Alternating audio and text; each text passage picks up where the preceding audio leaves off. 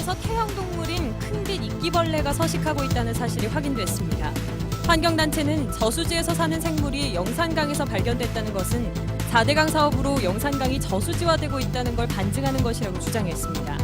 광주시가 시내버스 준공영제에 대한 관리 감독을 소홀히 하고 있다는 비판이 일고 있습니다. 다른 지역 자치단체들은 이미 제도 개선에 나서거나 보완책을 마련하고 있습니다.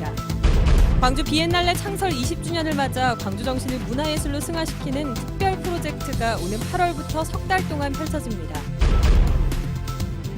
민선 6기 광주시 출범을 앞두고 광주 군공항 이전 등 군 관련 해법 찾기가 시급한 과제로 떠올랐습니다.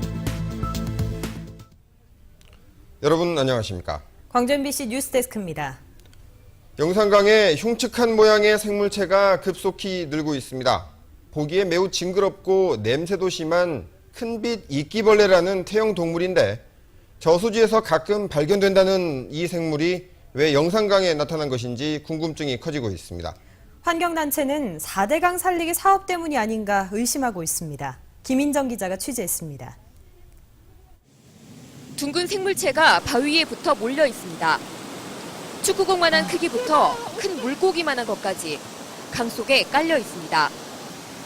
뜰채를 넣자마자 건져 올릴 수 있을 만큼 개체수도 엄청납니다. 물 밖으로 꺼내서 직접 만져보면 젤리 같은 감촉인데요. 약간만 힘을 줘도 이렇게 쉽게 부서집니다. 큰빛 이끼벌레라는 이 생물은 태형동물로 주로 물 흐름이 느리고 조류가 많이 사는 저수지에 사는데 성체가 되면 부패합니다. 수중 환경에 용존 산소량이 줄어들 수밖에 없죠. 그리고 악취도 난다든가 미생물, 죽으면 생기는 미생물 이렇게 해서 이제 수질이 안 좋아질 수 있는 거죠. 영산강 유역 환경청은 이끼벌레의 증식 원인은 4대강 사업이 아닌 서식 조건이 달라졌기 때문이라고 해명했습니다. 그 4대강 사업의 원인이 아니고 사실 올해 이제 좀 5월달, 6월달 가물었지 않습니까? 그리고 또 예년보다 좀 더 왔고. 환경단체는 그러나 큰빛 이끼벌레가 올 들어 유독 크게 늘었다며 영산강이 4대강 사업으로 저수지화되고 있는 증거라고 말합니다. 고가 만들어진 다음에 저런 그 저수지에서 볼 수 있는 생물종, 더더군다나 외래종이 지금 이렇게 번성하고 있는 것 같습니다. 결국은 보 때문에 나타난 현상이라 볼 수가 있고요. 신속한 조사가 이뤄져야 한다는 환경단체와 물고기 폐사의 원인은 아니라며 다소 느긋한 정부의 논쟁 사이에 큰빛 이끼벌레 개체수는 오늘도 계속 늘어나고 있습니다. MBC 뉴스 김인정입니다. 버스 파업으로 사흘째 시민들의 불편이 계속되고 있는 가운데 내일부터는 버스 운행률이 조금 높아질 것으로 보입니다. 광주시는 내일부터는 전세버스 253대가 추가로 투입된다며 오늘 70% 수준을 보인 버스 운행률이 올라갈 것이라고 밝혔습니다. 여기에 버스 파업에 동참했던 민주노총 조합원 100여 명이 내일 복귀하는 것도 운행률에 영향을 미칠 것으로 보입니다. 한편 광주와 화순, 나주와 담양 등 광주 시외를 오가는 노선 중 운행을 하지 않는 노선은 11개 노선에서 9개 노선으로 줄었습니다. 시내버스 파업을 계기로 해마다 수백억 혈세가 들어가는 시내버스 준공영제 관리에 광주시가 소홀했던 것 아니냐는 비판이 커지고 있습니다. 준공영제를 운영하고 있는 다른 지역 광역자치단체들은 이미 제도 개선에 들어갔거나 보완책을 마련하고 있어 대조를 보이고 있습니다. 조현성 기자가 취재했습니다. 2년 전 한 시내버스 회사에서 채용 비리가 적발돼 회사 대표와 대표 아들, 임직원들이 사법 처리를 받았습니다. 하지만 이 업체는 광주시로부터 어떤 재정적인 불이익도 받지 않았습니다. 매달 내야 하는 직원들의 퇴직연금 보험료를 다른 용도로 쓰고 교통사고를 낸 기사에게 자기 부담금을 내도록 강요하는 등 준공영제가 시내버스 업체의 비리 원상으로 전락하고 있다. 1년 전 당시 진보신당 광주시당이 준공영제에 대한 주민 감사를 추진하면서 폭로한 내용들입니다. 하지만 광주시는 그동안 감사권이 없다는 이유 등으로 버스 업체들에 대한 관리 감독을 사실상 외면해 왔습니다. 실제 재정이 지원되기 때문에 그 재정이 올바로 사용되고 있느냐, 그리고 이 재정을 줄이기 위한 노력들을 계속적으로 요구하는 것들은 저는 시민의 세금이 들어가는 만큼 저는 광주시가 가지고 있다고 생각합니다. 반면에 지방광역시 가운데 가장 먼저 시내버스 준공영제를 도입한 대전의 경우 2008년 파업을 겪은 이후 대당 원가제를 도입하는 등 지원금 관리를 크게 강화했습니다. 또 서울시가 부실 버스 업체 퇴출 제도를 시행하고 나선 것을 포함해 다른 광역단체들 역시 시내버스 준공영제를 세금만 축내는 제도로 전락시키지 않기 위한 대책 마련에 부심하고 있습니다. 제대로 운영될 수 있도록 개방하고 정보도 공개하고 철저하게 원가 주의에 입각한 지원이 될 수 있도록 하는 게 저는 상당히 중요하지 않겠나 이런 생각입니다. 시행 8년째 시내버스 이용률을 높이기 위한 대중교통 정책에 대한 근본적인 고민과 함께 지금까지 드러난 준공영제 폐단에 대한 과감한 혁신이 요구되고 있습니다. MBC 뉴스 조현성입니다. 광주 비엔날레 창설 20주년을 맞아서 광주 정신을 문화예술로 승화시키는 특별 프로젝트가 오는 8월부터 석 달 동안 펼쳐집니다. 또 프로젝트 결과물과 새로운 시대 정신을 반영한 광주 선언문도 발표됩니다. 박수인 기자가 보도합니다.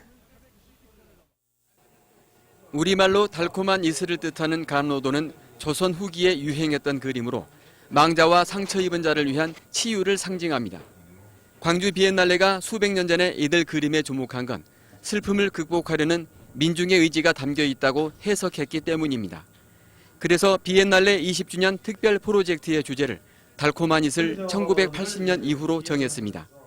5.18 광주 정신을 미래지향적인 가치로 재해석하고 이를 강연과 전시, 퍼포먼스로 구현해 오는 8월 8일부터 석 달 동안 광주 시내 일대에서 펼쳐 보입니다. 이 상처가 기억돼서 치유를 가는 이런 달콤한 이슬을 전 세계에 뿌리고자 합니다.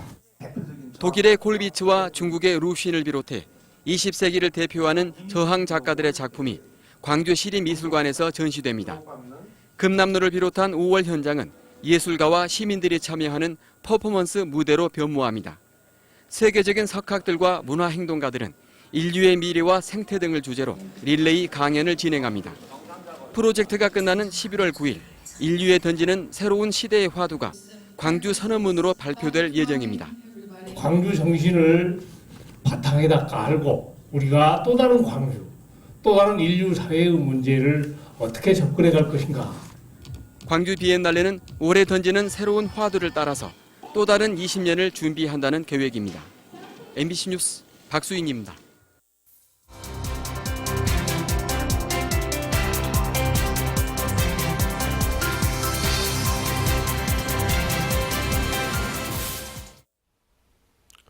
민선 6기 광주시가 풀어야 할 과제를 미리 짚어보는 시간입니다.